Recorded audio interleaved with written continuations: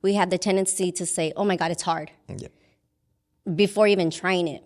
You know, it's like you don't know you're hard until you go through it.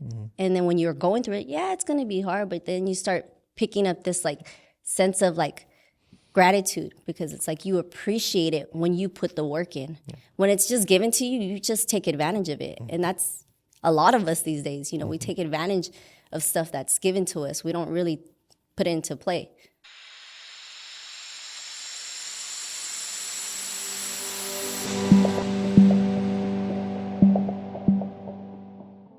Hello, everyone, and thank you for tuning in to another episode of the Small Guy on Main Street YouTube channel.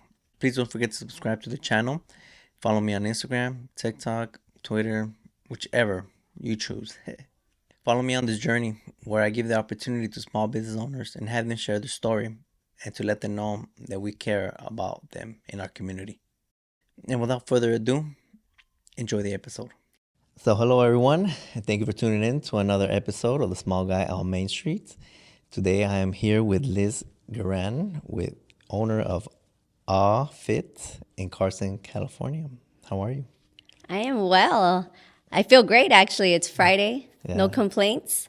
This is something amazing and new. You know, I'm used to training all day long, so being able to just relax and sit down. Yeah, for a little bit. It feels good. It's going to be a short thing. I mean, I know you probably have a busy schedule because it's Friday, then the weekend. But I guess enjoy while you can. Oh, yeah. You got to enjoy every moment. Yeah. Yeah. In the world of fitness, are you an early bird or night owl? I'm a night owl, but because of my clientele, a lot of them want early. So I'll start my day at 5 in the morning and end at like 9 p.m.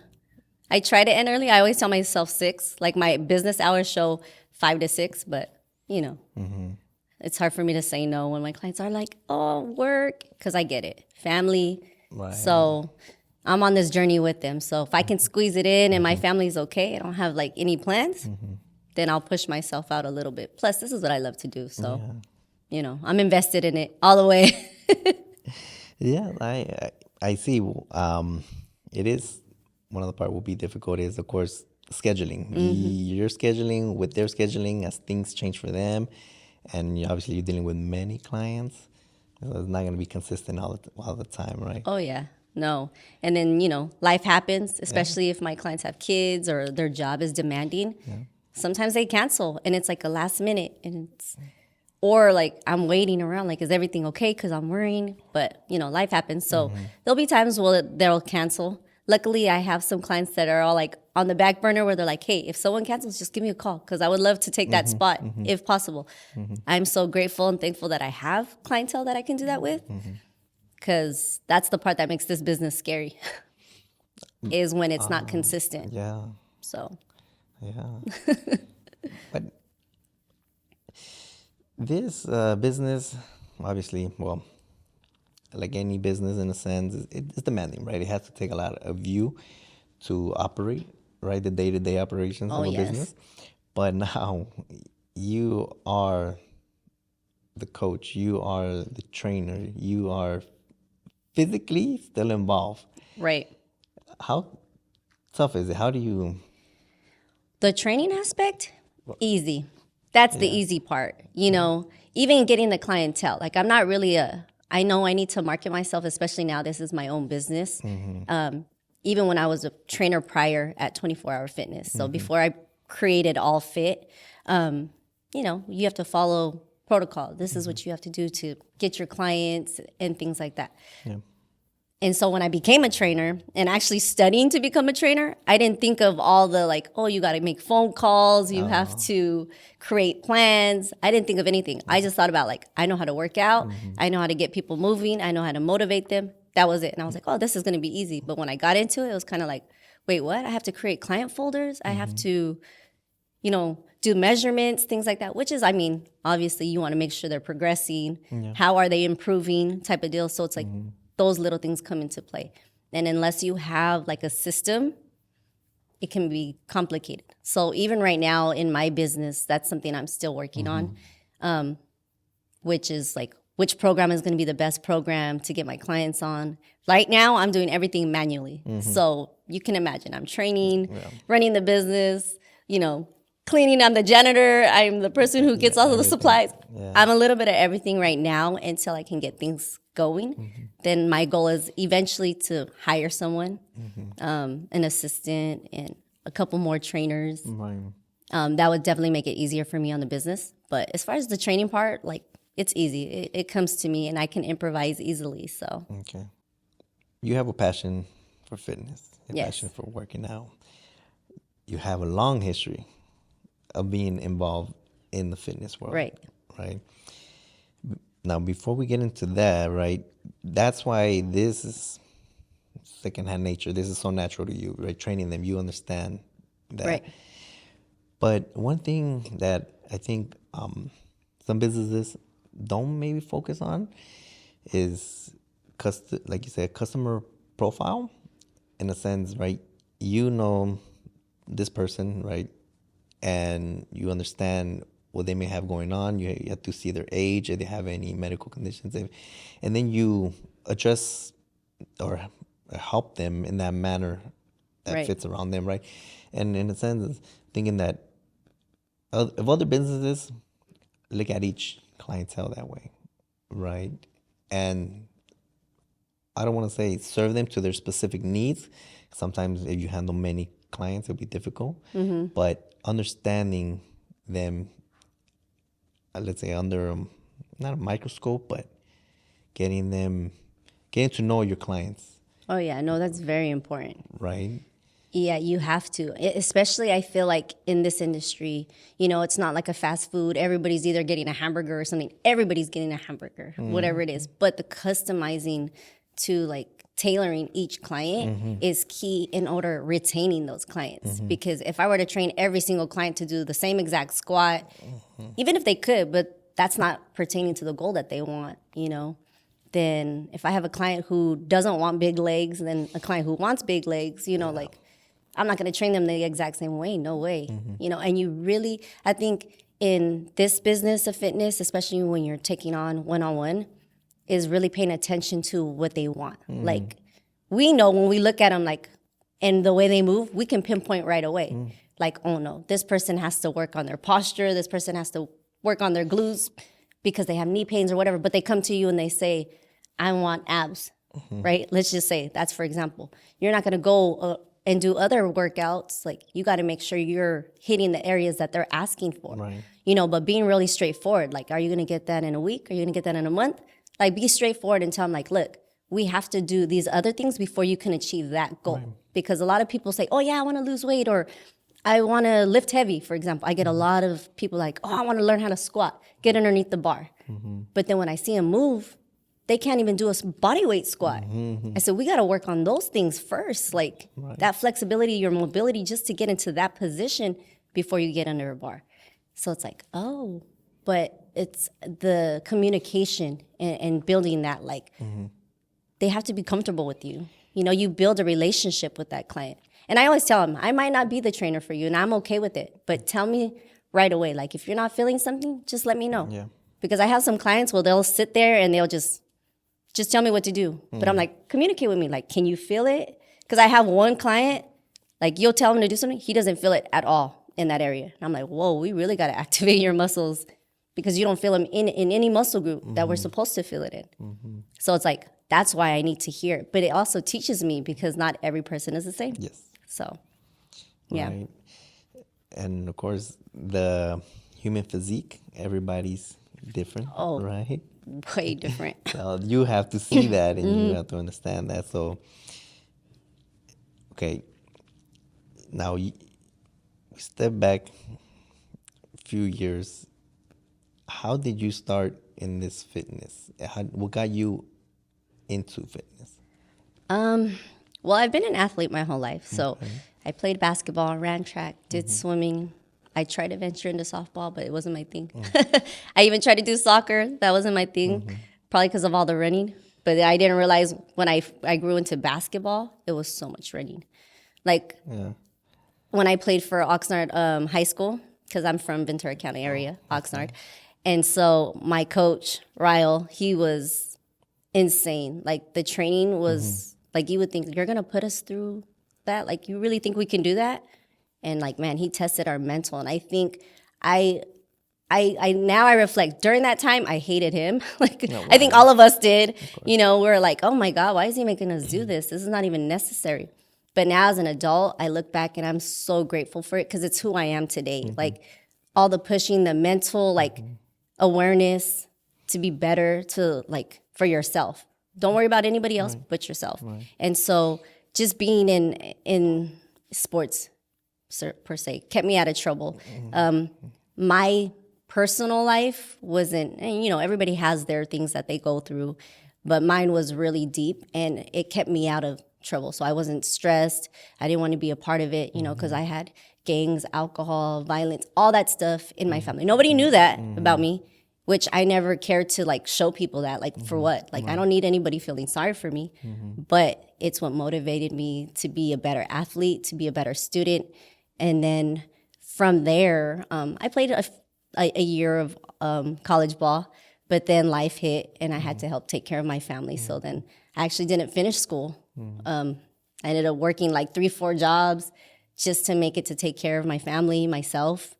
And my husband, when I met him, because I wanted to become an actress. So I was driving out to LA, going to all these auditions, doing all these things. Long story short, I met my husband at a club and we fell in love, obviously. And then I moved out here to LA. So when we lived together, I still kept that in my head, like to keep working out. 24-Hour Fitness was the gym that I joined. And so whenever I was going through something, I'd just be in the gym like a crazy person, just always constantly working out because that was the way I would relieve my stress. And when I did it, I grew a passion. I would watch all these guys lifting. There wasn't even any girls really in the gym, in the weight area. It was just me. And so I remember seeing one guy like leg pressing, I don't know, like 10 plates on each side. And I was like, wow, a human like can really do that? And so I was like, I wonder if I could do that. And so I just started weightlifting and lifting, you know, little by little. And I was just lifting all these weights. And so one guy came up to me and was like, yo, what are you competing for? And I said, nothing, I'm just training. Like, he's like, you should do bodybuilding. I'm like, nah, I don't want to. He's like, think about it. He's like, I have a few competitions I'm gonna be going to. He's like, you should go. So I was like, yeah. So as I'm working out, I was thinking about it. And I actually decided, okay, you know what, I'm gonna compete. The scariest thing, because I don't like to show my body, which is weird. I always work out, but excuse me, I don't like to show my body. So when you're competing, you're in a bikini. Yes, 2-piece, right? Yeah. So I was like, ooh, I don't know if I can do that. Like, but my husband was like, just do it. You know, you're young and you never know. You can always look back and say, hey, I did it. I said, you're right. I'm going to try it. So I didn't get a coach or anything. I should have, but I was all self-taught. I was just watching people. This was before Instagram and all that stuff. I think it was like MySpace. MySpace was the thing. So I'd be on there looking at different people, seeing how they compete. And then I went to a show, Muscle Beach, just to kind of see the competitors.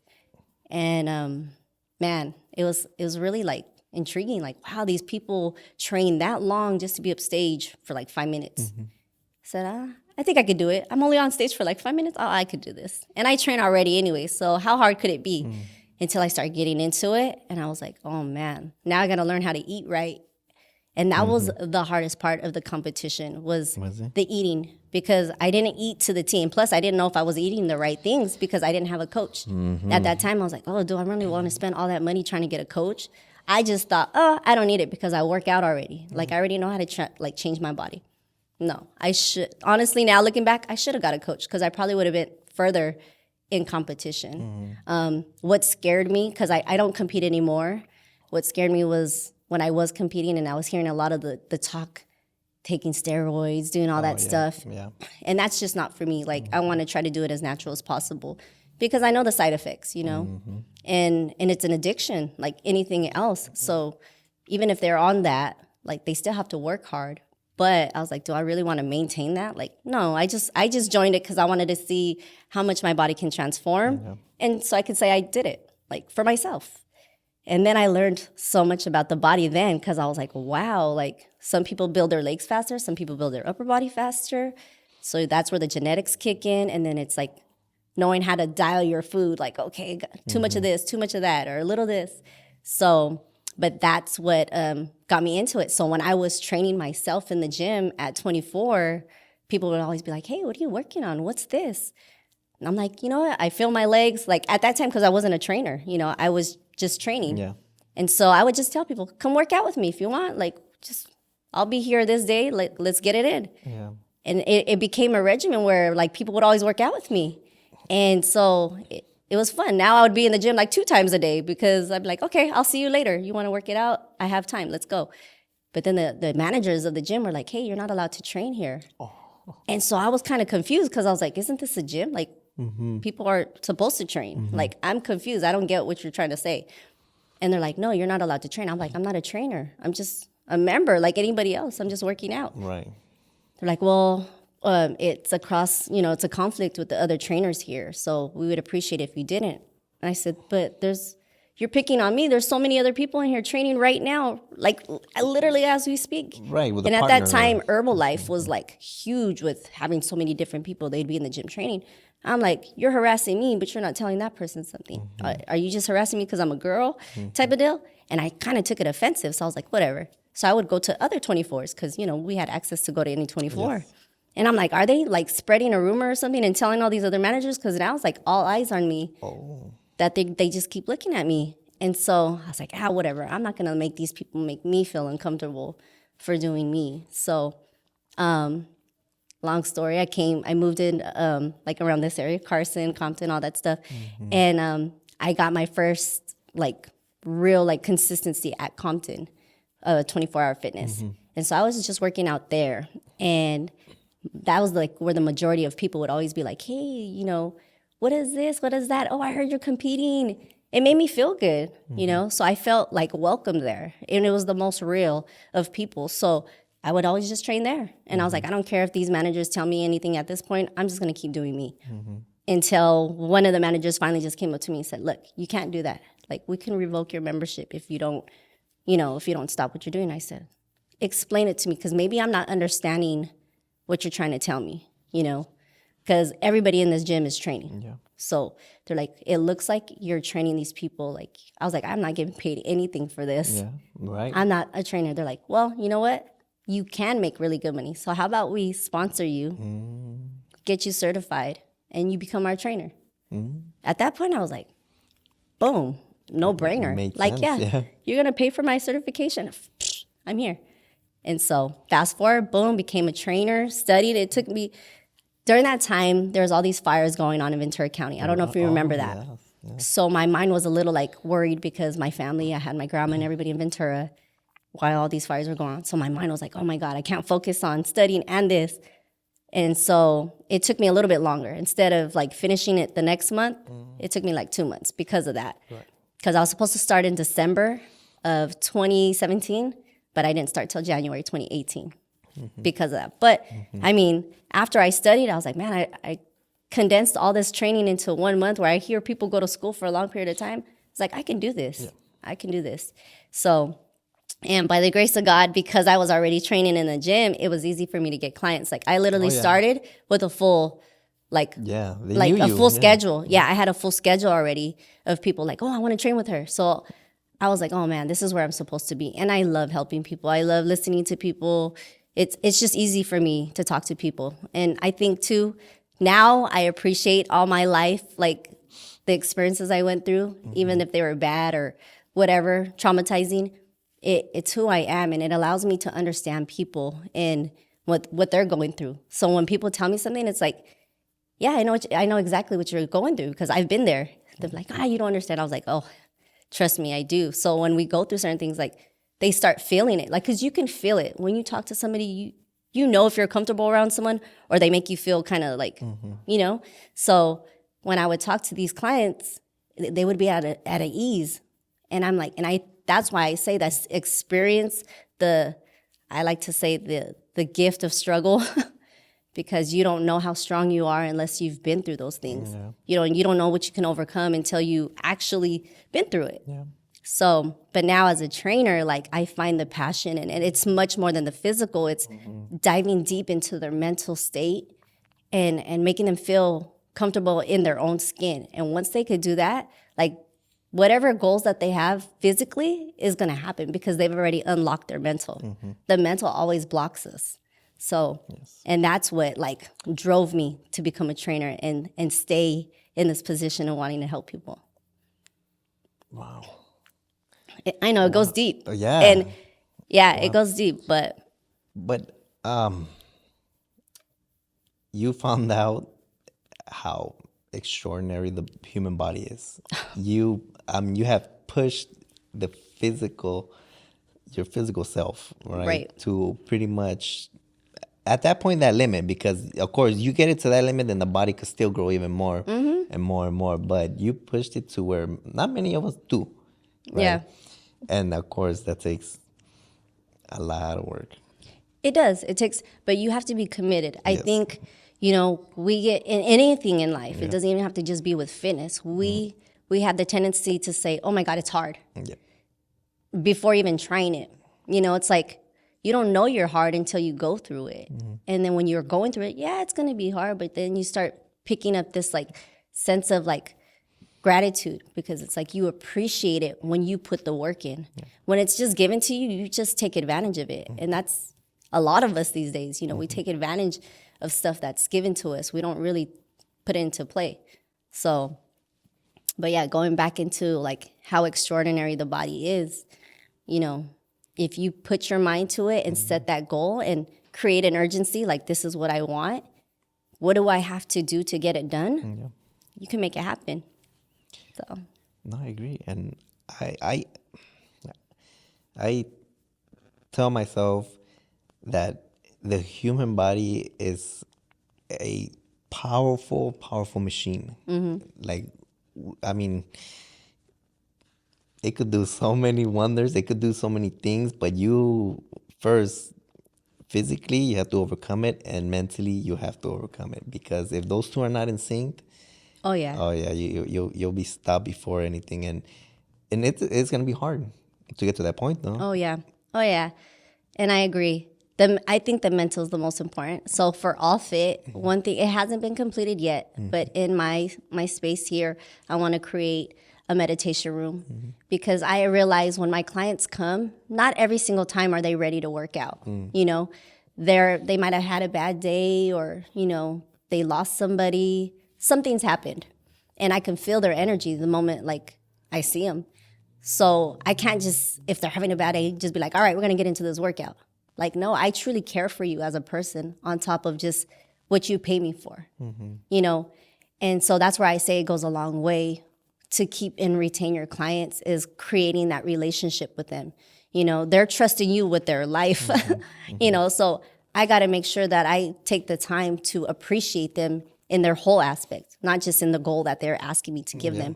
So that's why the meditation room that I'm creating is a big part of All Fit because I want their mind to be in sync with who they are as a person. So that's one thing. Yeah, most people will sign up for training like, yeah, I want to change my body, I want to get stronger. But when you sign up with All Fit and especially when you come and see me, I want to make sure by the time you leave the session, even the first day, you're confident of who you are as a person. A lot of us don't sit every single day and reflect and say, who am I? Like, who is Liz? Or if someone were to ask you like, yo, JP, who are you?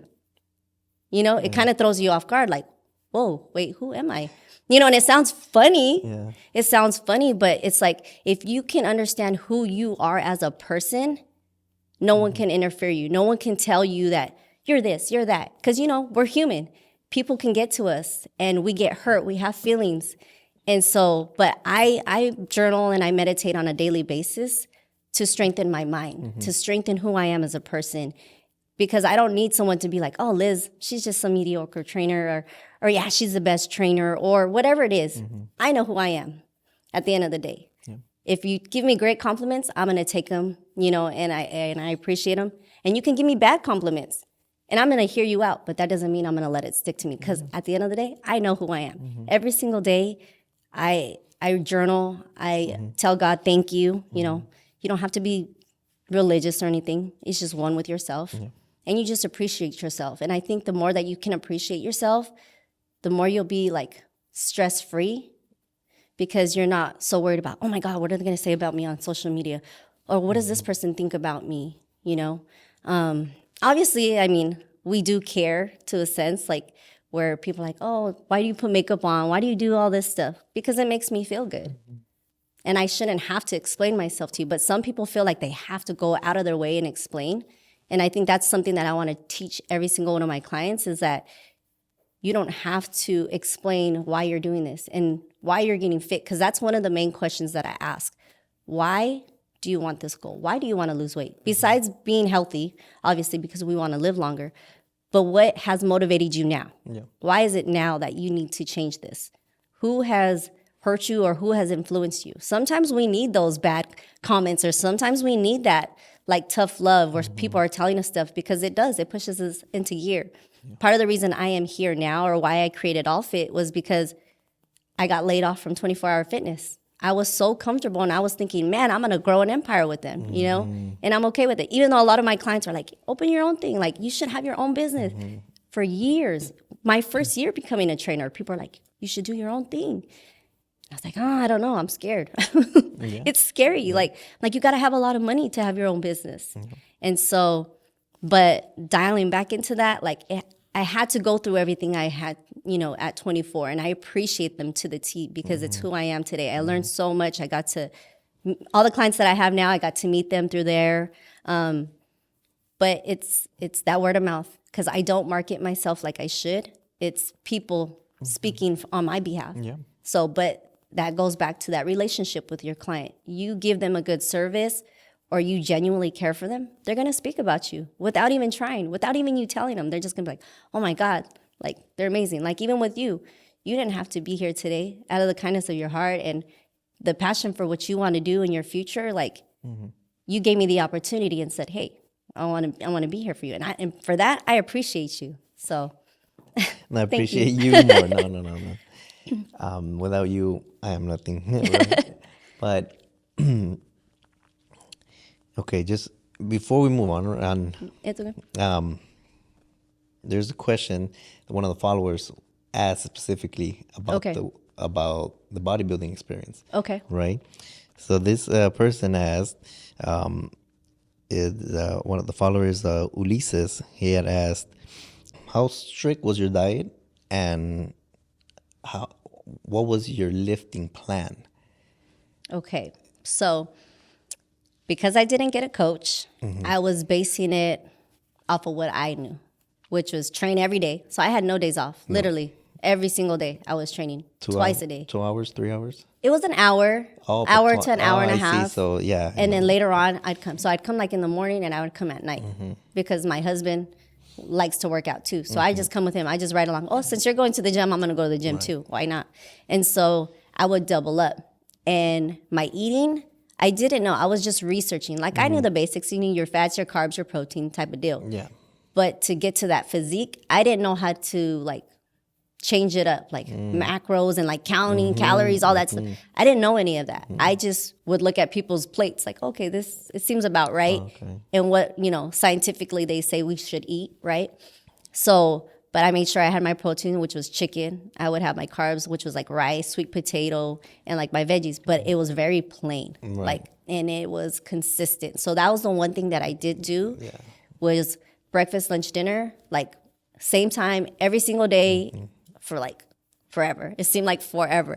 But especially during competition, like, you usually plan that out for like 12 weeks, depending how dialed in as far as your physique. Like, do you need to lose weight? Do you need to gain weight? Like, what category are you in? Is it bikini? Is it figure? Is it physique? Is it bodybuilding? Like my regimen was Mondays, I would do legs. I would train legs actually 3 times a week. So like Monday, Wednesday, Friday, and then Tuesday, Thursday, Saturday, Sunday. Usually Tuesday, Thursdays were like biceps, triceps, shoulders. Thursdays was more like back and chest. And then Saturday, Sunday, whatever I didn't really get to push in the gym during the week, I would do that towards the end. And then, because I competed quite a few shows. I didn't place at the top, but I got enough to get qualified to compete in the nationals. So my first competition I ever did, I placed fourth, which was a shocker because I was like, I didn't expect to place at all. It wasn't even my intention. But because I placed, it was like, because my thought was like, I'm going to just do it one time to say I did it. But I placed. I was like, oh man, I placed. I was like, oh, because there's a pre-judging and then there's the finals. So in pre-judging, you kind of know who's already going to get first, or you kind of know who's the top 5, top 6, whatever. And so when we were doing the pre-judging, I wasn't in the top. I was like in the second category. But I was like, this is fun, you know. Like I wasn't expecting anything. It was more just the experience. Came to finals. They're going through it, and I'm just like, yeah, okay. And they called my name out in that top, and I was like, I literally looked at my number myself, and I was like, wait, did they say me? Yeah. I was like in shock. And so that's when I started growing a passion for bodybuilding. I was like, I got to do this. But still, I was stubborn. I didn't get a coach. And as a trainer, I realized how important it is to have a coach because every professional athlete has a coach, you know. I just didn't want to fork out the money. I was just to be, you know. Yeah. But I realized you got to spend it, and it's not just spending. Like you got to know why you're spending it and the value of it. And once you really understand that, then it's like, okay, yeah, it is actually worth it. But because my passion was really full on, like I want to be a bodybuilder. I think that's why I didn't get a coach. I just wanted it for the experience. And then when I was doing it, I really wanted to understand and learn, like, how does your physique get that chiseled? How, you know? So that's why I stayed in it. I kept learning, understanding it. I was fortunate to meet a lot of amazing athletes, even some that have competed in Olympia and been in the top. Wow. Like I was fortunate to be around some of these women, but it's a lot of sacrifice, you know, the family time, because you're training, you're getting depleted, your energy levels, your emotion, like you really have to have a strong support system around you, or you really got to just be so determined in your head that no one can but that's where the mental comes in. So you have to be mentally locked in if you want to do that. But that's with anything you do in life, you know. You just have to know, okay, why do I want this? And is this what I'm really going to dial into? So to answer Ulysses, you have to know what category you're trying to get into first if you're going to compete, you know. And then we have to see like when the shows, it's good to know what shows are coming up so you can kind of prepare yourself. Create an urgency to know like, okay, I'm going to compete for this show. So now I know I have to train and dial in this time frame, or create a little bit of a later show so you have some space or gap just in case like you're not ready at that time. But if you're going to get started, I would say know what category you're going to get in first. Know where your shape is at.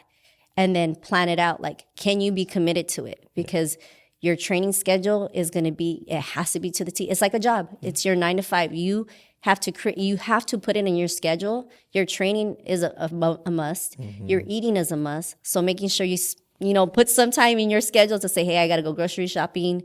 I got to have those things. That's what's going to make you successful, you know. And then prepare yourself, you know. Prepare yourself for the worst and the best. Obviously, we want the best, the ultimate, but there's things that occur, you know, politics kick in where you might not always get it. So it's like if you prepare yourself ahead of time, you'll be successful. You won't be let down. You know, that's the best thing I can say to a person who wants to get in that position, because it's fun once you're in there and you're doing it, and then you see yourself like, oh my God, I can't believe I did this. I got my 6-pack. It is. It's exciting to see that, but know why you're doing it and know how long you're going to be on this journey, or if it is your true lifestyle, you know, then you'll be successful on it.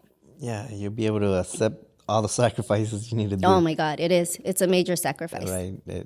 By all means, it's pretty much you eat, sleep, train. That's it. I mean, that's what made Arnold so great, because he literally just ate, slept, train. That was it. No other life, like no having fun. I'm sure you heard the stories where he wasn't even close to his dad. His dad died. He didn't even go because he had a competition to go to. That's how dialed in he was. Yeah, dedication. But that's what it takes sometimes. You have, and to be successful and actually get to the next level on any business or anything. And I think this is what scares a lot of people to want to start a business, is the sacrifice of having fun and going out. Like, yeah, you're not going to have that if you want to be successful. And you know, being broke, putting extra money, yeah, that's going to happen when you start your own business. But the beauty of it is you don't have to go to anybody. You don't have to report to anybody. You report to yourself. You're in control of making your money. You can change things, the dynamics of that. That's the beauty of having your own business. It's just the scary part is being consistent with it. Yeah. But if you create a plan to attack, you'll be successful. Yeah. You know, that's the thing. Right. As you know, nothing is guaranteed. Obviously, your hours in the gym to, you know, go to the events did not guarantee you were going to be standing up there for as long as you thought you were, you know what I mean? Right. Nothing is guaranteed, but you have to try it if you really want it and see where you need to improve. And, of course, maybe next time. If not that time, then that's where persistence comes in. Right. Next time. And if you want it, you will make it happen, right? Yes. Now, you're all about fitness, right? Yes. I seen your Instagram, and you challenge yourself physically, and you love it, you enjoy it. It's who you are. Yes. Right.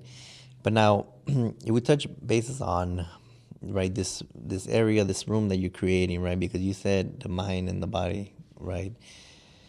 How important is understanding the mind or the expanding the mental capability? For me, that is the most important thing. That's literally what made me create a space, like an actual training facility, because I wanted to teach. I'm not a therapist, I'm not a psychologist or anything, but I know for myself, when I dial in mentally, like no one can stop me. I know that for a fact. No one can stop me. But I want to channel into each one of my clients to let them know they also have that power too. And so me wanting to create this meditation space in my gym is important, because when you tap in mentally, like I said, there's something that just takes over where you're strong. And and when you can get your mind strong physically, that's just gonna follow you. Yeah. Because no one can tear you down. And that's what most of us human beings struggle on a day-to-day basis is our mental. Like, for example, money is one of the biggest things, right? Money, we're like, oh man, I need to make more money, or I don't make enough at my job. That's why people are stressed, because they feel like they're giving so much of their time at these places for hardly a penny, but that's all a mental thing. Like, they keep attracting this negativity to themselves. And it's easy because we can relate to more negative than we can positive. We all experience, and it's just a matter of what our parents and the generation behind that was taught. They weren't taught these certain things. Our experiences give us the opportunity to reflect what is good, what is bad. Now that I'm an adult, I'm fortunate to say, hey, I lived a beautiful struggle. And that beautiful struggle has allowed me to really invest time researching why our mind has to be stronger. And mainly because I built a connection with God, and I don't expect people who are non-religious, whatever. This is not about to be religious. It's more of getting in tune with yourself. Who are you as a person? And why happiness, like what do you find in your happiness? Not the definition of what your mom wants your happiness to be, or your dad, or your teacher, your kids, whatever it is. It's like, define what your happiness is. When you can find what that true happiness is, now you can dissect and say, okay, this is what I have to go towards. This is what I have to do. Like for me personally, being healthy is my number one priority. If I'm not healthy, I can't be there for my son. I can't be there for my husband. I definitely can't be there for my clients. So my health is priority. And it's not about, oh, I got to look the greatest. Or no, it's genuinely just being healthy. Can I wake up in the morning without any aches and pains? Can I move my body without struggling, for me in that sense? And also mentally, can I have a great attitude? Because it's such a mirror reflection. If I come to you like, hey, JP, you're going to be like, hey, man, what's wrong? I'm not trying to bring that energy to you. Right. I'm going to give you my most uplifted. And I'm not going to be fake about it. Like, some people are really good at being like bubbly and know how to fake it. I'm not trying to be an actor when it comes to that point. That's me as a person. Like, I want to give the most positive energy, but I reflect by journaling. I reflect by meditating. And so every night before I go to sleep, I'm literally thinking in my head, like, I think of what can I do mentally to be better? What can I do physically? And what can I do spiritually to be better? And I repeat that in my head every single night. And when I awaken, that's the first thing I think about. It's like, okay, today I have to be mentally sharp.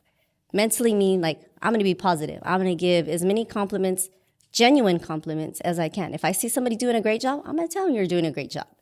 You know, physically, I'm going to make sure that I'm eating, I'm exercising so that I can feel good mentally. Because without any type of exercise, without that blood flow, you know, our brain can't work. So it's in tune. Like you have to have those two things working. But when you do those two things and you start feeling like this happiness, this relief, and just feeling great, spiritually, you start attracting that. Like the more you can be in a better state of mind, you attract more of that. So I try to encourage to bring more positivity, you know, and it's not like what we've been taught, like this is good, this is bad. Like you can feel it. So each person is going to feel something differently. But that's why I say you have to journal. You have to write down what is important to you, because the more you do that, and something about writing, like you can remember it better. You know, technology, it's made to like just disappear. We swipe so quickly and we don't realize it. But when you write, you're actually taking the time to think, and it takes time. You can't just, I mean, unless you're a really fast writer, but it takes time. So it gives you time to really reflect and think like, what is important to you? And then you can realize too, like, was it really important? Because when you start writing things, it's like, wow, I'm writing this. Like, because our brain can think something else while we're writing, you know? But then as we see it, it's like, wow, this is what's important to me. And then the beauty of it is it can change if you want it to. It doesn't have to be, you could rip up that page. If it doesn't make sense the next day when you look at it, it's like, toss it. But at least you know, like, wow, that's where my brain was. That's what I was thinking. And so even with my clients, like I try to encourage to journal like what they eat, how they exercise, what they did. Not to be like, oh, you have to be a robot and do it every single day. No, this is just for you. Find out what your regimen is. Find out what you can stick to and create a habit. Once you do that, then you don't have to write it anymore because you've already done it so many times. You know, like we wake up, we fix our bed, brush our teeth, shower, you know, like everybody does that, right? Like it's a normal thing. We created that habit. So now something else that's important to you, you have to create that habit. But unless you mentally dial down and say, hey, this is what I have to do, you're not going to do it. So, because our mind thinks so many things, you know, we're like, oh, I have to do this, I have to do that, you know, and then we forget. But if you write it down and you look at it, you know exactly what you have to do. So if you look at the statistic of successful people or people who are doing great, you see that they do those things, you know. And even for me, it took time, like, because I didn't grow up with the luxury of all these things, you know, like some people have the luxury of education, they get the scholarships or they have families who've been passed down tradition going to school. So it's kind of like you going to school. I didn't have that growing up. Yeah. Even as an Asian person, you know, it's stereotypical, like, oh, you're Asian, so you should have a degree. No, I'm not one of those. Like, I really did have a hard life growing up. And I kind of just had to do what I had to do just to make it. And so, but as I was going, it was like, do I really? Because before all this fitness, I wanted to be an actress. But I wanted to be an actress because I thought it was quick money and it would take care of my family. But when I got into it, I was like, ooh, I'm not really into it like that. Like, that's not my passion. Fitness is my passion because, and I use fitness to work out, to relieve a lot of my stress because it was like, do I want to drink? Do I want to do all this stuff? Do I want to party? It's like, I see what it does to people and how they feel afterwards. I don't want to feel like that. And I know that ahead of time. So why would I even try to dabble into it? Plus, I had family that were going through that. And I would look at them and I'm like, that's not the life I want. So, but I would look at people working out and I'm like, dang, they look great. They look amazing. They're sharp. That's what I want. And so I kept trying to push myself into spaces of people who were doing good, at least in my eyes, that were succeeding. And I said, I'm just going to surround myself by more people who are doing what I want to do. And so that's a message I give to everybody. Like, whatever it is that brings you happiness that you want to do, surround yourself by those people. And don't be afraid to go to someone who, not to say like, oh, you're better than me, but someone who's been there, you know, that's successful, who has that experience. Like, don't feel like you're not good enough to be around those people. Push yourself in that direction. Be, you know, ask questions. And if you don't get answers, that's okay. There's tons of other people that you can ask questions. But I feel like because technology has made us so independent, like we don't even know how to make conversations with people. That's why people have a hard time talking to other people. You know, when we grew up, I was born in the 80s. So my generation, you know, we talk to people. We were Hey, the yo, how streets. do you get to here? How do you get there? Yeah. Like, have you heard of this? Or like just being kids, just playing. You see some random kid, you're like, hey, let's play. Yeah. Now everybody's like stuck indoors playing video games. And, you know, I blame COVID for that, but, you know, but that's the problem is we forgot as people how to talk to other people and to ask those questions. But if you want to get to the next level, if your career path or what brings you happiness involves people, you got to get out there and talk to people. You can't just do it behind a computer or be on like social media and think that you're going to get the same results, Right. you know? No, yeah, that's a whole nother problem that may get worse over time because that social media is not gonna go anywhere, right? It's gonna just grow. Oh, yeah. But yeah, that's a rabbit hole going down there. But you got to know how to use it, Yeah, you know? right. You can How you still use it right have for you. Yeah, there's so much benefit in the social media. I'm not going to disregard that at all. Like, there's a huge benefit to it, but there's a balance. And it's the same thing with fitness and your mind, mental health. That it's a balance. You know, and if you want to keep afloat, you have to keep those things going. So, you know, No, I get you. I get you. You seems like you always challenge yourself, right? And obviously in something you love to do, but challenges come from all over the places, and sometimes they're not what we want them to be or how we want them to be. Any recent challenges that you might have faced and maybe gave you a harder time than you thought, and how you overcame that? well, like you said, I like challenges. Right. You know, and I only like challenges because of the fact that I can see how much strength I can build from it. Because I always say, without losing, you can't win. You know, there's a lot of lessons to be learned in losing in order to win. And that takes me as being an athlete. You know, a lot of my analogies reflect back to my fitness or how I deal with life. But my biggest challenge, I would say, was when I got laid off in July last year From 24. It was kind of a like, oh my God, this is all I know. And I wasn't ready to say, oh my God, I'm gonna go apply somewhere else and get a job working for somebody else. Like, I felt like I built so much at 24. I invested so much time. I mean, there was hours I put in that I wasn't even on the clock. And I'm not trying to get 24 in trouble. It's just that was the passion I had for my clients. Like, we were given like, oh, you're only supposed to be with your client for 50 minutes. It's an hour session. It's a 50-minute session because it takes 10 minutes to talk and measurements and stuff like that. But I would always give more time, or I would spend the time after a client to speak to them even more because I was just so driven to that. So when I was told, oh my God, you know, this is going to be your last time with 24, like in those, because I had to be with the company for 2 more weeks before it was my last day. So everybody's like, why don't you just leave? Like, forget it. You're already out of the company. Yeah, but I was like, it's much more than just the company. It's like the people I invested into, the members there. Like, I've built a family type of deal. Yeah. And so when that came crashing down on me, I was like, what am I going to do?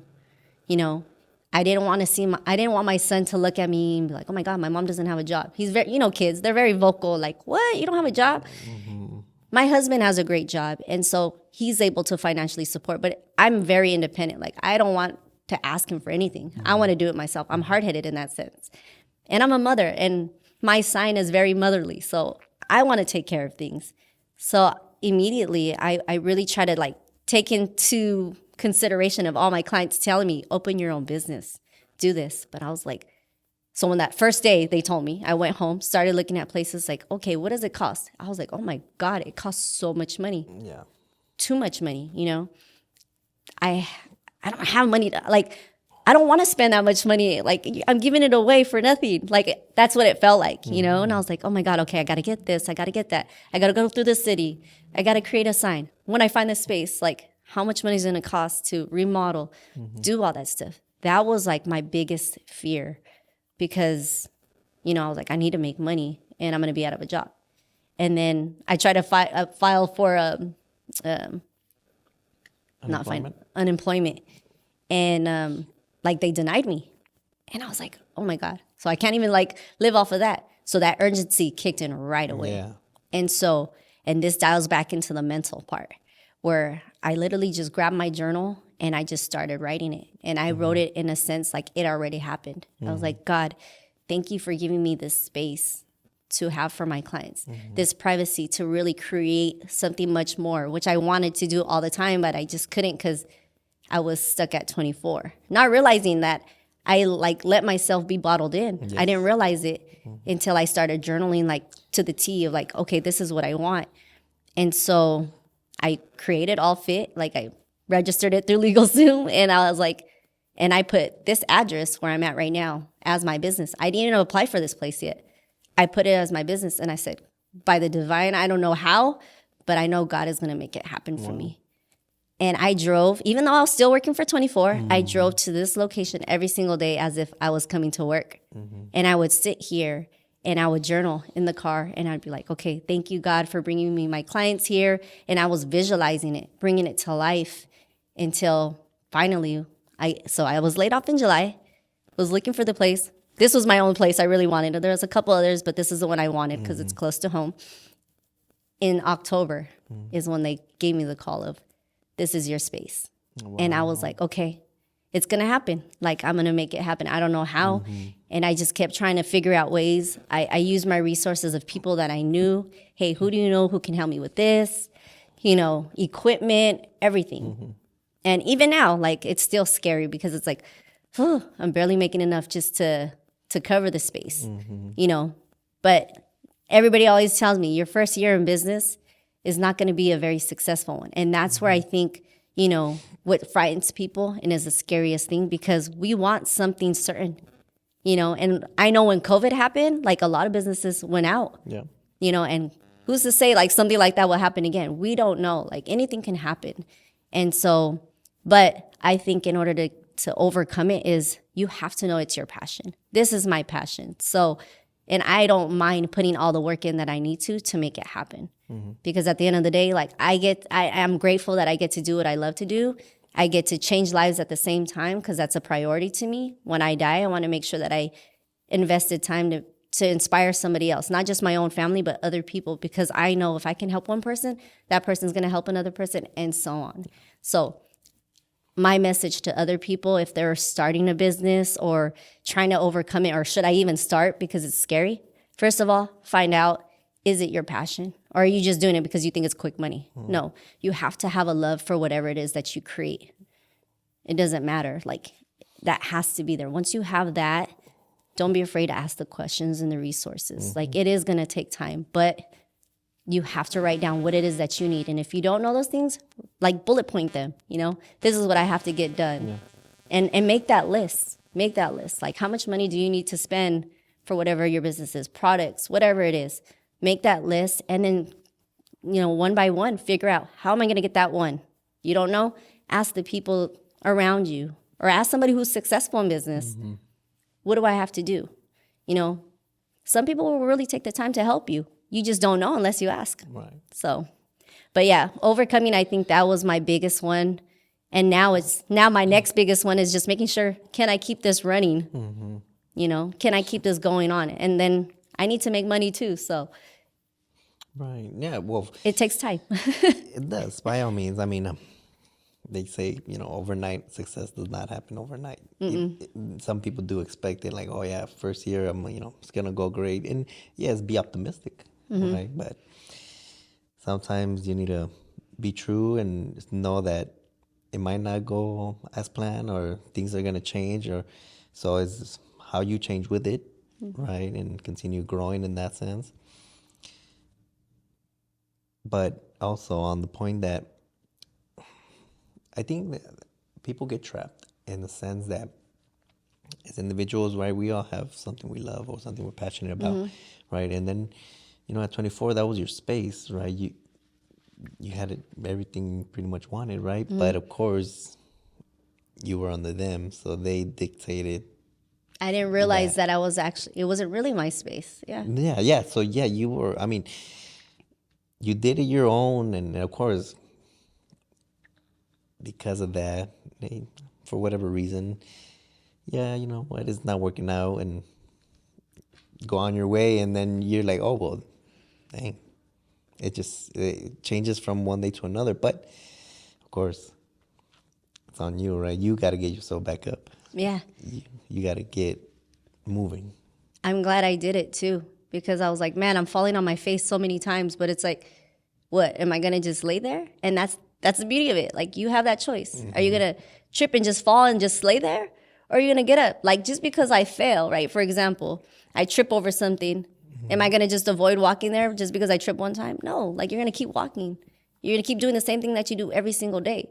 You eat something, you get sick. Like, are you going to stop eating? If it's something you love, are you going to stop eating it because you just got sick one time? No. Like, something, my body wasn't lined right, or maybe the food wasn't good, but that doesn't mean you're going to just stop eating it. I mean, you have to have a really bad experience in order to change you in that sense. But that's what I'm saying. Every person has to really dial in mentally. Like, how bad do you really want it? You know, because with anything, it takes time. Like, you have to grow with it, you know. I'm going to be 38 this year, but I'm not 38 because I was just sitting around. Like, throughout my lifetime, it took time to get to where I am. Yeah. You know, and it's repetition, especially like in relationships. It has nothing to do with this fitness, but I'm just saying an example of like time. Like, in a relationship, you're not going to like know the person right away and expect it to be perfect. Like, if your mindset is like, oh, it's going to only be perfect, it's only going to be good, well, then your relationship is going to fail. And it's the same thing, your relationship with your career, with your job, with anything that you do. You have to invest in it. And you have to take the time to communicate, be consistent with it. Like, you have to communicate with yourself. Not saying be a crazy person and talk and have a conversation, a dialogue, but you have to tell yourself every single day, like, am I worth it? Am I valued enough where I'm at? And if you don't feel like that, then you need to start really reflecting back onto why. Why do you feel that way? Or who's making you feel devalued? Because you don't need that person in your life. And I hate to say it, we have family members that love to put us down. And unless you really like have that communication, like, hey, you're making me feel like crap, you know, and really tell them, not just like argue with them and be mad, but like, yo, you're really making me feel a certain way. Yeah. And if they can't understand that, you don't need them in your life. And I hate to say it, you don't. Friends, family, doesn't matter. Like, if it's dead weight and it's pulling down, like, don't drown just because they're your family or you've been good friends for years. No, people change, people grow, you know, seasons change, leaves fall. Like, it's the same thing in our life. Like, things will fall. And if it's worth it, it'll grow right back. Yeah. You know, we have our roots. Those roots keep us grounded. You know who those roots are. You keep those to you. The ones that just come and go, like seasons change, like, you might meet a person and never see them again, but they teach you a valuable lesson. So it's like, just remember those things and just keep pushing forward. But every single day, you got to focus on you. Like, even me telling you, like, you got to focus on you. Find your happiness. This is your happiness here. And if this is what you want to do, you keep doing it. And you find the people that inspire you that do this and keep them around and follow them. Follow that path. Because it's going to keep pushing you forward. Like, so. Right. Yeah. Yeah. 100%. No, I agree. That is all true. That is all facts. It's hard though, and one thing that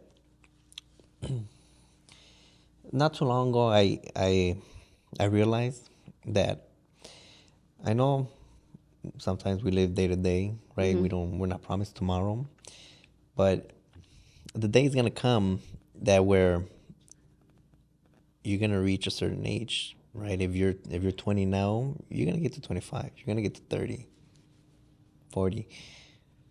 Where you're at, where you're gonna be at that point is on you, right? How you're gonna start planning that when you realize that eventually you're gonna get to that. And because don't get me wrong, you go enjoy life, party, do what you need to do, get it done with, move on, experience it, right? Experience it, right? But of course, I mean, if that goes on 10 years, then of course that decision's on you again, right? But don't complain and say like, oh yeah, like, oh, what happened? Like, why am I not here when? You know, it's a long journey. You can't complain for the work you're not getting if you're not putting the work in. Yes. You know, my mom was really good at that, and so was my dad at, like, if you don't do it, then don't expect anybody to be there for you. Like, if I wanted to know a question, my dad was really good at that. I'd be like, Dad, how do you do this? Like, he'd be like, have you looked it up? Have you researched it? Did you check? I'm like, no. He's all, well, go find out first. And then when you run out of answers, now I'll help you. So he was really big on like, you have to go out there and do it for you because no one else is going to do it for you. So he trained me from like since little to be in control of that. And he said, when you're more in control of what you do with your life, then you can enjoy it because no one can tell you or give you the say so. You know, of course, we don't know everything, but that's the beauty of our minds is that we're able, if you're capable of being able to read and see, because, you know, some people have disabilities, whatever that may be. But if you are capable and you have those abilities, you need to use them, take advantage of them, you know? So that's why, like, it may sound mean. I'm not a mean person. So when I say something, it won't come off me because I'm just giving it to you truthfully. But for example, weight loss, like they say knowledge is power, right? But knowledge is not power if you don't apply it. Like, how many of us know how to lose weight? Really, there's just so many books. There's so many things, especially nowadays. You can talk to your phone literally like, hey, what's this? And it'll tell you. But we get that knowledge and we're not applying it. So it's like, no, you're not using your power to the fullest potential. And that's back to mental. So as you can see why mental is so important for me here with fitness as a trainer, because I can give you all the tools. I can show you all the workouts and give you everything. I can hold your hand. But unless you're willing to unlock yourself and say, hey, okay, I'm ready to do it, there's going to be no change. So that's why the mental part of me in this training, or when people come to All Fit, I really dial into like their mental, always constantly checking up on them. And hey, how you feeling? How you doing? Taking the time to have them relax. You know, unless you're an athlete or something training in that sense, okay, then that training is going to be different. But on a normal, like, we're just trying to be better human beings. We're trying to be better people, you know? So help me to help you. Right. But let's unlock it together. I'm willing to ride that journey with you to unlock it. So it's only as difficult as you make it. So that's why the mental part of meditation and journaling to really just, and it doesn't like, you don't have to write a book out, just bullet point it. Like, today I intentionally just want to be a better person. So what does that take for you to be a better person? You know, do you got to say hi more? Do you got to open up? Whatever it is, just find that. What's your intention for the day? When you can find that intention, you're more than likely to have a more productive day because you know what you're going for. You're not just living a day-to-day life where you just wake up, go to sleep, eat. You know, have purpose in your life. What is your purpose? And why are you driven to do this? Because people think like, oh, when they have a purpose, they have to change the world right at that moment. But you don't realize just a simple gesture of telling somebody hello or how are you can change their every feeling. Like, people are dealing with depression and stress, and they don't even look it. On the outside, it looks like they're living a normal life. You think they have the greatest life because they have a good job, they have the house, they have the family, they have the career. But deep inside, they're struggling. And that's part of because they don't let it out. You know, they don't want to, no one ever wants to put stress upon other people. Like I said, me growing up, my childhood and my life was very difficult, but it wasn't like I was displaying it for everybody. Oh, feel sorry for me because I didn't want to. But I had sports too as an outlet. Not everybody has an outlet. So if you don't have an outlet, journaling is your outlet because at least you get to express what it is you're feeling. And that's why I say, if it doesn't look good, crumble it up, throw it away. But if it's good, keep it. Because guess what? That's your reminder to yourself every single day when you go back and you read it like, oh, okay, this is what I have to do. And it's you talking to you. And the more and more you can reflect on the positivity and feeling good about yourself, like, you start attracting the right people into your life. You know, I didn't just manifest this space of All Fit just because I was lucky. Like, no, I genuinely am a good person. So I attracted great people. All those great people helped me build this together. Like, when I say All Fit, it's not just me. Like, it's all my clients, it's every person who supported me and has been on this journey with me. This is why this is here, you know? But it's because my mental, I'm constantly journaling it every single day. Even when I leave my space, I'm like trying to bless it myself and just tell God that I'm so grateful for this space. You know, you have to be grateful to yourself, you know? And once you can do that, you'll manifest anything. It sounds crazy, but I always tell people, change your mindset and you'll see the relief. So it's a message to everybody. Change your mindset. Yeah, but stick with it, right? It's not gonna be easy. It might seem silly, but stick with it. Stick with it, right? Eventually. It's worth it. Yeah. It's worth the ride. Yeah. Okay, so follower Olga asked, "What is your top fitness tip?" Okay. Top fitness tip. Well, fitness can be expanded so much. Right. So that's why you said to categorize it. Well, in general, let's just say on a basic, you want to live a healthy lifestyle. You know, we're taught we have to sleep a certain amount of hours a day, 8 hours a day. We have to eat and exercise. It is. That's the basic. And it's really that simple. But we complicate it as humans. So my fitness tip is back to journaling. Write it down. Like, what is it that you're trying to accomplish with your fitness goals? Because you can be in a tip-top shape, right? But you have to maintain it. So how do you maintain it? But unless you know exactly what goals you're trying to reach, it's going to make it hard. So just on a general basic fitness, trying to be fit, just make sure you're getting your rest. Make sure you're eating your breakfast, lunch, and dinner, because that's part of the downfall of us humans, is that we don't eat like we're supposed to. We think we eat a lot, but we actually eat just one big dinner. We skip breakfast, we skip lunch, or we snack all day. That's not eating. Like, literally organize yourself to say, hey, this is what I'm going to have for breakfast, this is what I'm going to have for lunch, this is what I have for dinner. Be consistent with that. And then find a way to be active. You don't have to be in the gym pumping all these heavy weights, pushing all these plates, or running for hours. You just have to do something active. Get yourself moving.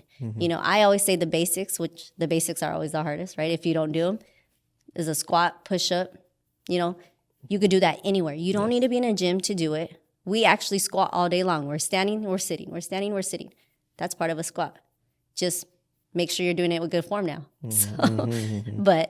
So find some type of activity, 20, 30 minutes to give yourself. Even if it's just jumping jacks, jogging in place, marching in place. Keep yourself active. And then mentally, because it's mind, body, soul. You have to find out mentally how to make yourself stronger, you know. Teach yourself something every single day. You don't have to pick up a giant book and read, but every single day, just maybe read a page or two of something that you want to learn. Learn a new trade or career, whatever it is, but just teach yourself something. Be in control. Don't have to wait to go into school or somebody else to tell you. Just, or if you want somebody to tell you, schedule that. Like, find out who are the people you want to learn from. But I think in a whole overall perspective of fitness, to be healthy in that sense is you have to find that balance of an activity, eating good, family, friends, whatever it is, find that balance. But once you know exactly what it is that you need to have to create that balance, then you can, you know, go on from that. So hopefully that answered Olga, because that can go to a whole nother thing, but she can hit me up off it and I can help you further, you know, explain that. Okay. What is something that you would like to share, you think we haven't touched bases on about you or your business? Well, I'm huge on family. If you follow me regularly on Instagram, because that's my platform that I use, I'm around my son. He's my everything. I only have one child, Quali. And so him, like, my fitness obviously is my passion. And he plays basketball. So in order to make sure that he's great at basketball, we have to make sure he's conditioning, he's training. And he has a benefit because I'm a trainer. So if he uses me correctly, he could be the best athlete he could possibly be. You know, and plus I know people. So it's like, use me. And that's what I mean by people have to take advantage of the resources that they have.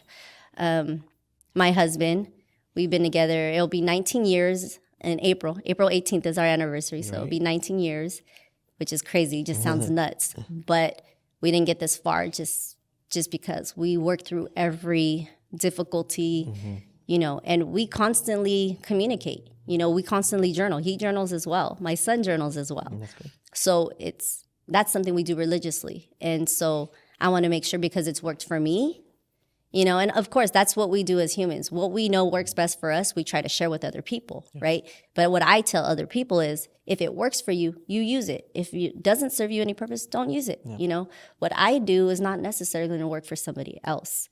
But as far as just knowing me as a person, in my business, All Fit, and the FIT stands for Fitness Inspired Training, because fitness can go on a range of, you know, a whole range of things. So I just wanted to make sure when I created this space that it gave people that sense of comfortable, like feeling, you know, they don't have to worry about people staring at them. That's the reason why I really opened up this business as well, because I wanted that for my clients. I realized how many people weren't working out because they were afraid of people looking at them, or they weren't doing something right. At least in this space, they don't have to worry about that. Like, they can completely be themselves. Shoot. You don't even have to dress all, you know, some people try to dress all cute going to the gym or whatever. Like, it's just you in here. You don't have to worry about anything else. It's just you. And however you want to get better, no judgment. I don't care. You come as you are. And so I haven't marketed or explained that to people, but that's what I want to push out. When people come and train here, it's much more than just physical fitness. Like, I am changing you to be a better person overall for the rest of your life. Like, you can have one session with me, but I'm going to make sure in that one session, you truly know who you are, or at least you're going to be thinking in your head, like, how am I going to become a better me? So that whole like goal of you coming in and saying, oh, I want to change this, like physical, now is a whole range of things. I've been able to open up that box that a lot of people are very uncomfortable to speak to themselves about. That's and I think that's a blessing that God gave me to do with people. And I didn't realize it until I actually opened this space to say, hey, you know what? I'm actually good at this, because I think it's hard for us as humans too to say what we're good at. Like, sometimes we say it because it's just at the heat of the moment, but when we dial in, like, why is it so hard for us to speak to ourselves and say, like, hey, you did a great job, or you're good at this? You know, I think we have to do that as human beings to ourselves more on a consistent basis. Give ourselves credit and really value your worth. And so if there's anything that I can teach anybody, it's to value themselves a lot more and appreciate who they are as a person, not just as like a father or mother, you know, but themselves, like in general, in whole, in total. But yes, so besides that, but my son is he's my ultimate everything. And so he motivates me on a daily basis. Like, he doesn't know it. Like, he knows it, but he doesn't know it, you know, and they'll never truly know until they get older. Like, how kids, maybe. until they deal with their own difficulties, you know. Like I said, growing up, I didn't have it the greatest. And my husband, he has it pretty good, but even he had his challenges growing up. So any parent raising their child doesn't want their child to go through the same situation. So you give them everything. So I look at my son, I'm like, child, you have everything. You are so spoiled. Like, literally, wine and dine, like, everything is, you need it, you have it. You don't ever have to worry about struggle. So that's where I'm kind of like, you kind of have to teach a child to have some struggle. It's not that you want them to like fall, but they have to understand what it feels like, you know. And I think, so I'm thankful for his basketball program. He plays with squad. Stefan Price is the coach, and he does a phenomenal job with the kids. He has some other coaches, Coach Gerald, and some of even the parents, like they chip in, and it's just a good community. And I realized that he gets to have some of those downfalls because some of the kids have brothers or sisters. He gets to see what it's like because he's an only child. So it's hard for him to relate, you know, unless he's around other kids, or he doesn't understand it sometimes. So, or even losing. They actually always win, but recently when we were in Alabama, they lost by a buzzer beater. Ouch. But it was like, it needed to happen. Yes. Because that growth he needed to see. So it was like, in a sense, I'm kind of glad he has this because that's where he gets to learn those struggles and really bring and build himself. Other than seeing mom like trying to figure out how to run a business and stuff like that, he learns that because I have him help me out around here. And so, but I mean, eventually that's what I'm going to venture into, trying to hire people. But right now I'm doing everything. So the back end, he gets to learn all that. I get to teach him those things. So that's where the blessing kind of comes in. It's the beautiful struggle. Like I get to teach him that, and he doesn't have to learn that from somebody else, you know. Can't think of anything else right now because there's so many things that I can say on me. But in general, yes, like I'm true to my family. I don't really go out and do anything. I don't party. I don't drink. Not even occasionally. I just don't drink. My husband's never, ever drank alcohol. So it's just something when I met him that we agreed on. Like, we don't need to. Yeah. I mean, I'm good with it. And so, and since we have our son and his schedule's so busy, like we don't, yeah, it's whatever he has to do. We kind of have to change our schedule around him. So, but other than just All Fit, like if I'm not here training in the gym and I still train at 24 occasionally just to go because my son plays basketball and they have a basketball court. So, or I like to go to the classes because I respect a lot of the instructors that run classes. So I like to go to those things. But other than that, yep, that's me in a nutshell, you know, like really family based. Yeah, great. So, do you believe in the fitness industry is still male dominated? And if so, how do you feel having a gym in a male dominated industry? it's funny you asked that. If I think fitness is still male dominated, because majority of my clients are actually male. But yes, I think it's grown now. It's a balance. But if you go to the part of like sports, it's definitely male dominated. Like professional wise, it's male dominated. But on a general, just fitness, going into the gym, working out, I think women have came out a lot stronger. They're not as scared. They're actually pretty bold. They're out there now, and we're intertwined. You'll see females with the guys now. When I first started this journey, there was no guys. I was the only female. And I'm actually happy. That's actually what really inspired me too to become a trainer, is because I wanted more women to get out and not be afraid that, you know, we can move our bodies just like the way men do. Now, obviously, men are a lot stronger naturally, you know. And so can women be as strong as men? Oh, yeah, most definitely. It takes time. But with anything, you have to put the effort in. But in my answer to that, yes, I think it's still male dominant, but it has balanced out where women are coming out, working out more, which is good to see. All right. Okay. So I didn't mention it earlier, before this. I asked the question, but I was a follower, Linda. She asked that question. So okay. She wanted to know, right? Just okay.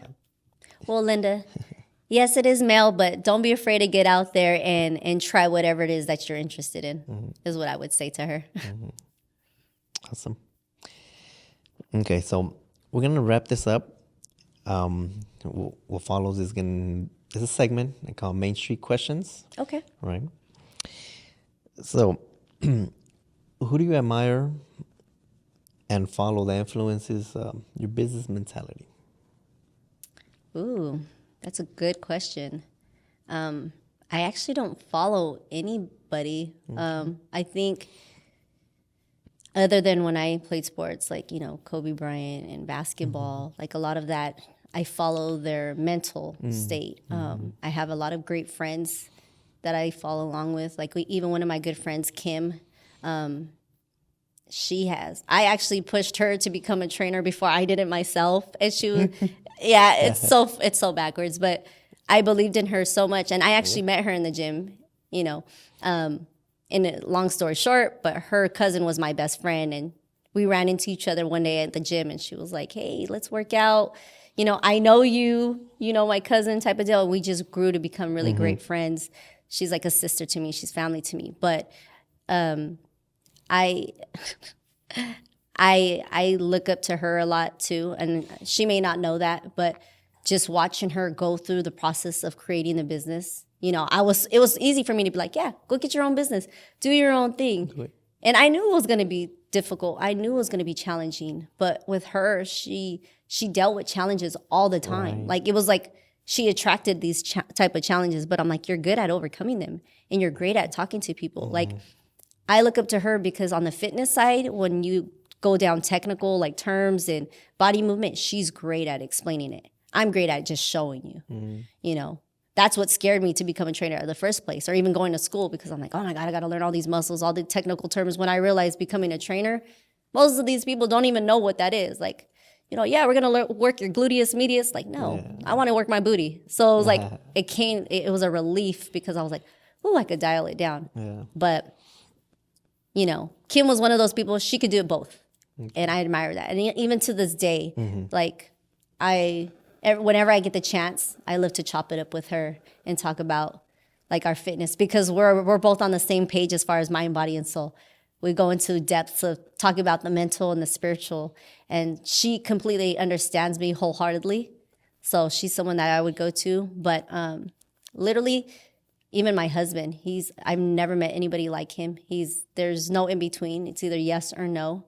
And so when I need to know something, he's someone I go to. And sometimes I don't like the answers he gives me. And sometimes they hurt. And I'm just like, oh, I didn't want to hear it like that. But it's like, I'm glad that you're giving it to me that way. And because I care for him, he's somebody I care for. Like, I value his opinion wholeheartedly. My dad, he's a great teacher. He's someone I go to. My mom, her relentless, like she has no problem sacrificing. She showed that raising us. But it's primarily my family. They don't know that. I don't speak to them on a daily basis like I should. My sisters I have now. Like, I talk to them all the time, every day. They're like my best friends. But like my mom, my dad, my cousins and stuff like that, like just family in general, like they don't realize how much I value them or how much I look up to them, because it sounds messed up, but their mess ups is my motivation to not be like that. But why they're still standing and still holding afloat shows that, man, I can carry some strength on me. Yeah. And so that's my motivation. That's my inspiration. That's who I go to, is my surrounding, the people. My son, the kids he plays with in basketball, like these kids are phenomenal. And where they're at physically is amazing.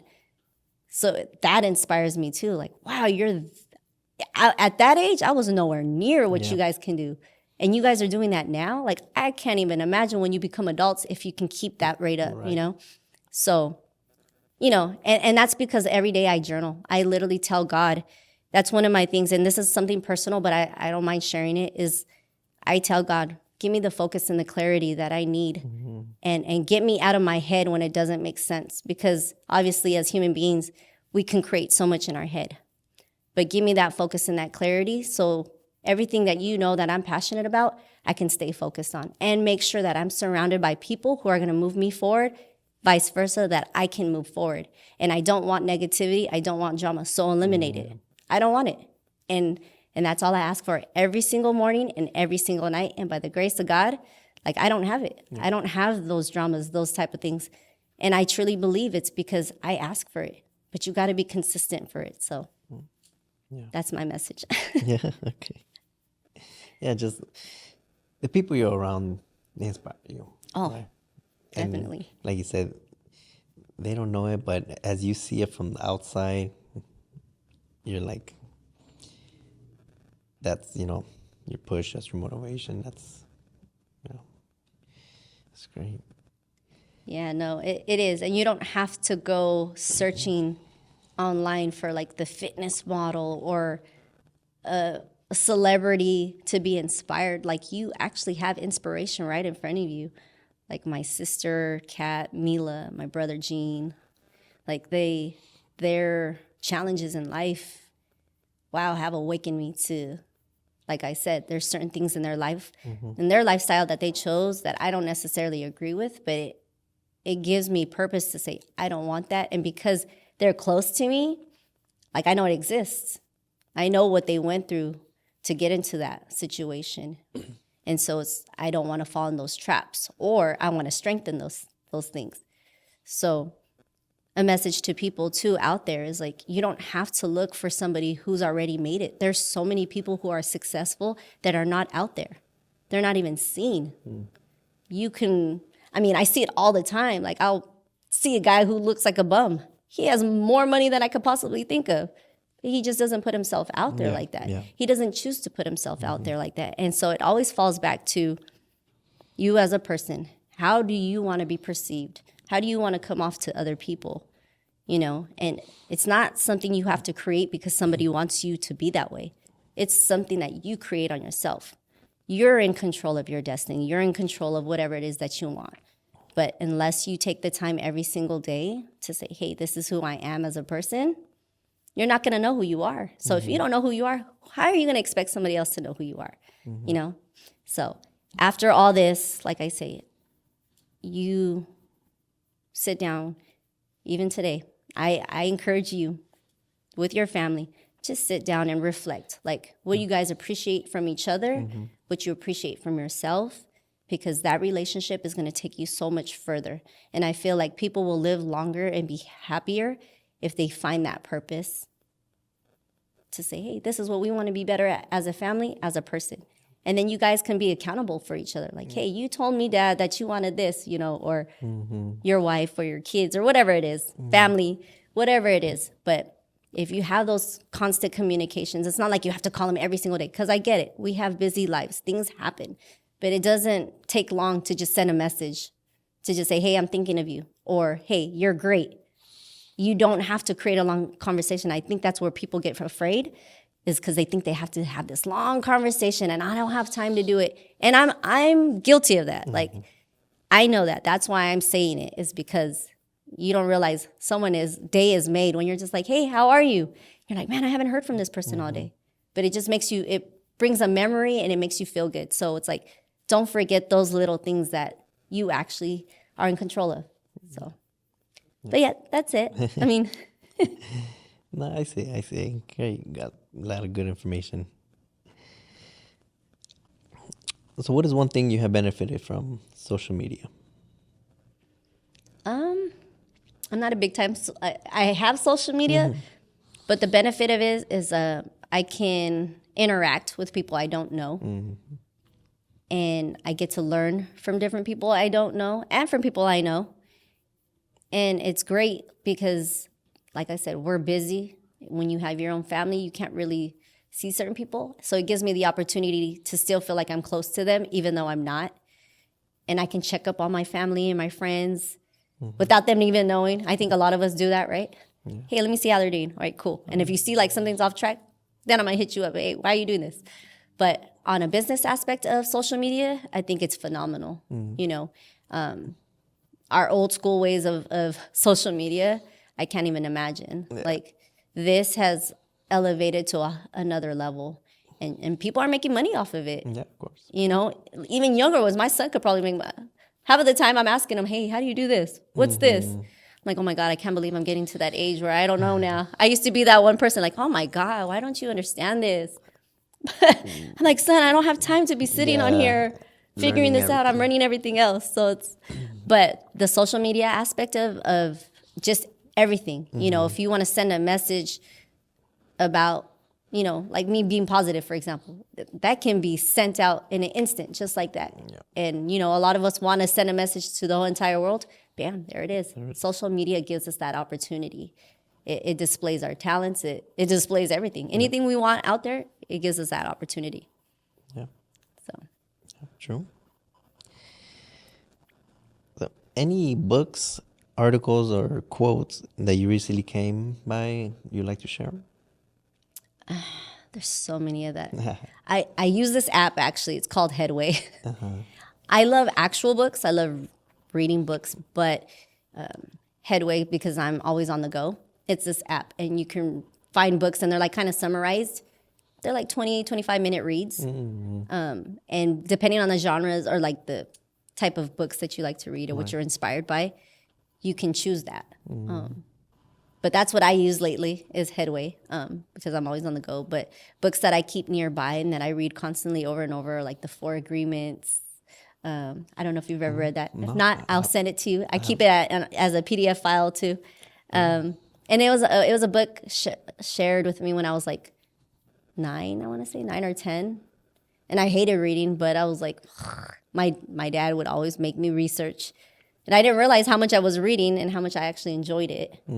But, yeah, so I would get on that. There's so many books that I can name. I just can't think of them because I'm drawing a blank. But no, so that one, you said The Four Agreements? The Four Agreements.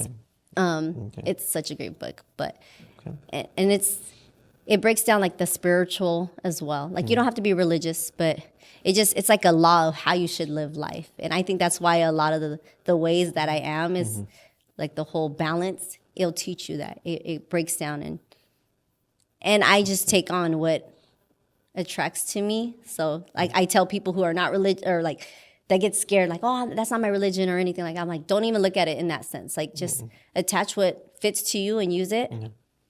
But that's one that sticks to me because it was one of the first books that I actually read when it was given to me. Because as a kid, you're like, I don't want to read unless you really love reading books. It's like I don't want to read, but that always stuck with me. And so from that, I've read multiples. It's written in so many languages too, so that's a cool part. Okay. Yeah, that's great for non-English or whoever. But okay, good. How do you define wealth?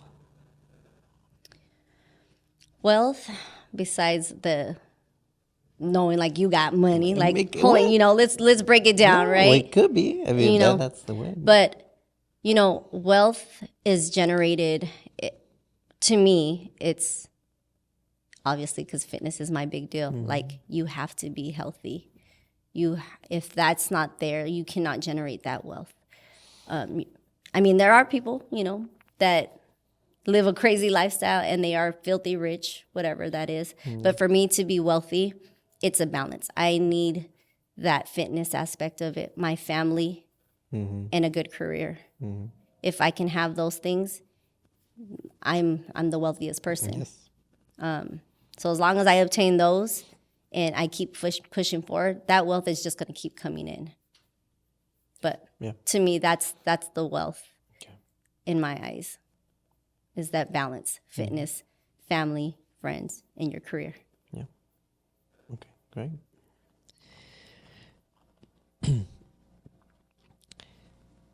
So what advice would you give a younger you?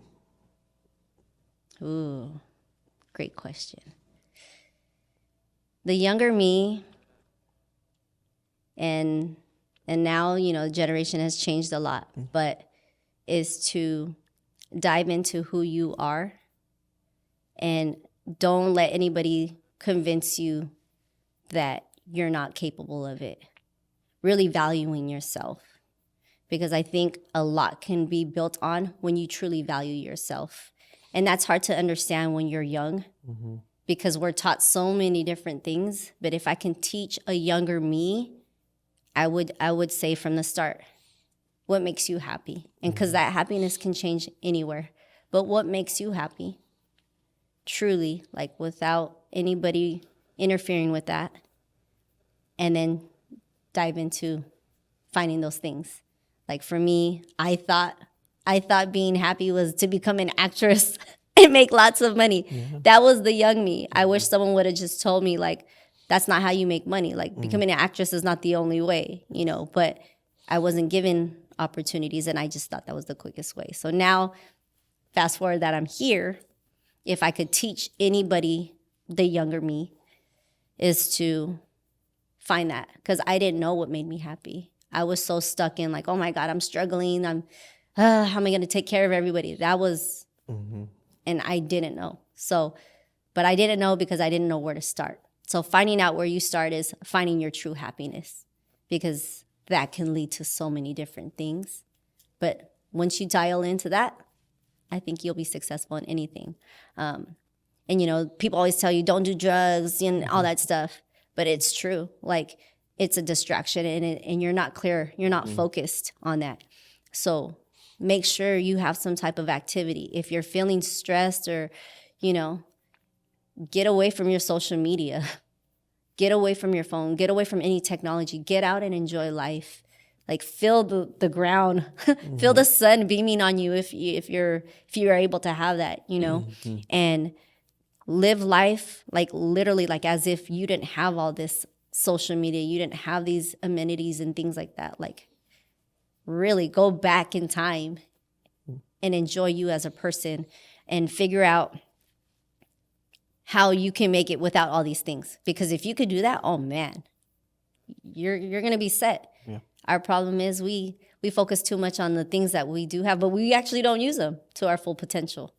So if you're not going to use it to your full potential, then go old school. And the old school is actually what makes you the happiest, you know? Because at the end of the day, like, I enjoy having a conversation with you rather than just scrolling through social media on stuff that's going to serve me no purpose, you know?